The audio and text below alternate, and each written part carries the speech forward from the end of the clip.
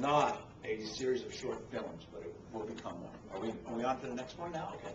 So bookstores, while they're wonderful places to spend time, we all wish we had more of them to spend time in. The fact is that over the last dozen years or so, since Amazon.com really got started and accelerated by print on demand. By the way, print on demand is in many ways our friend. It's our friend if we're a consumer, because it's enabling us to get printed things which otherwise would have disappeared. It's a terrible thing for the book publishing industry, because what it means is that we're now competing against everything that ever existed and will continue to. Nothing ever goes out of print anymore. Nothing ever disappears anymore. And 20 years ago, publishers weren't competing against the entire range of history. They were competing against 100,000 titles or 150,000 titles that might be stocked in a superstore, and there effectively wasn't anything more than that. So bookstores are challenged by this. Bookstores are being squeezed from both ends.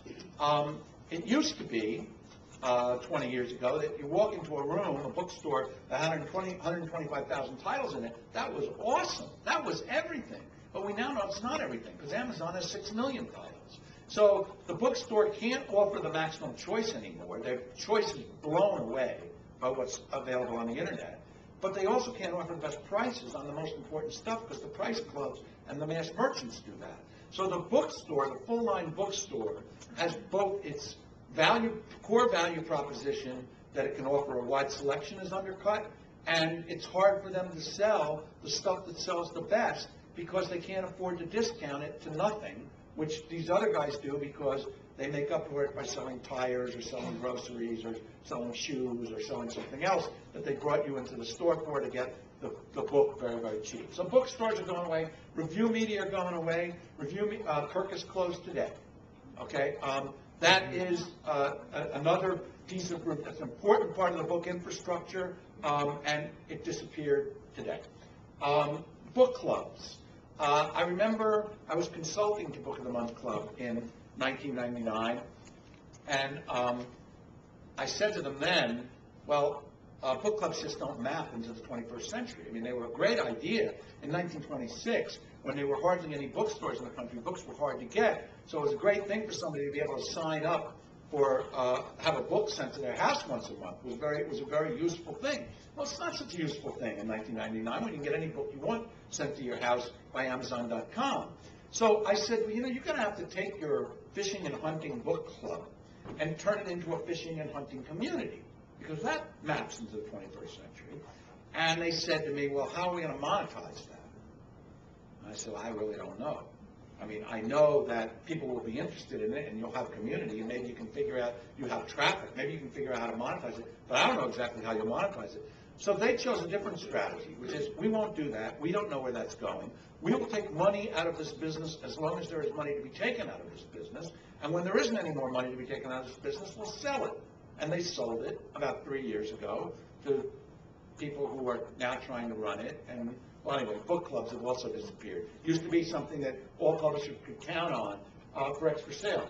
And book segments on TV. When I was a young person, there was the Morning Exchange show in Cleveland, and there was one of these in every city, okay?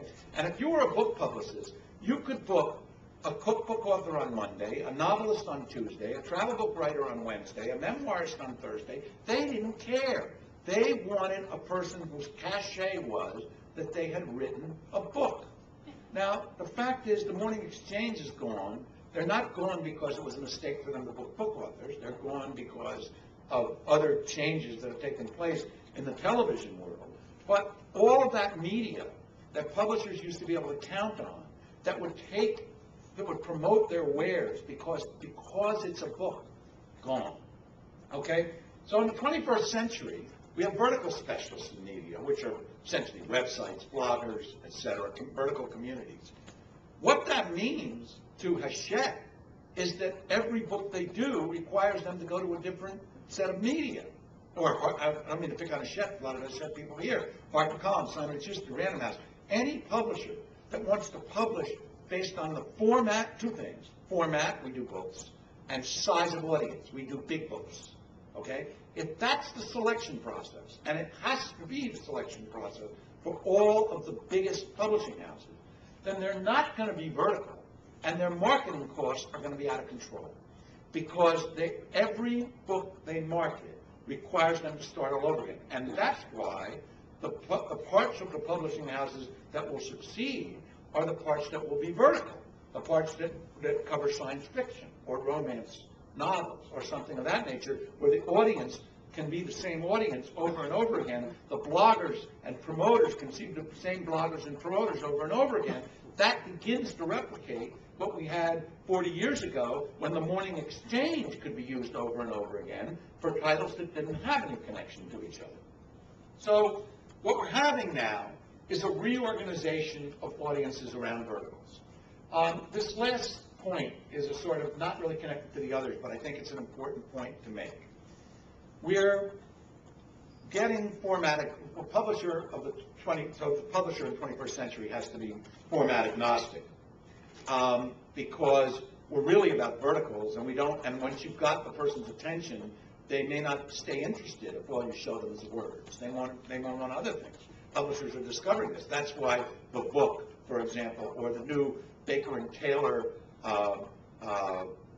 ebook platform called Leo, which I wrote about yesterday or the day before, are going to be important because they're making it easier and easier for integration of other things into the book material.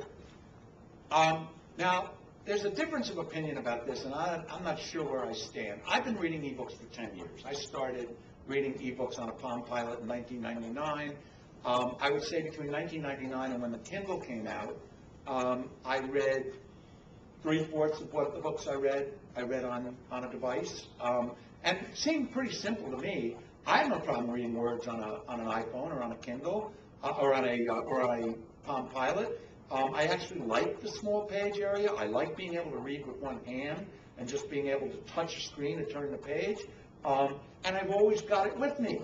And you know, when you're in a cab or you're in the men's room or you're sitting in the reception area, you've always got the book. And that was certainly better than having to carry a book around. So I thought, you know, in 1999 or 2000, this is going to catch on very fast. And of course, it didn't catch on at all. And so that puzzled me.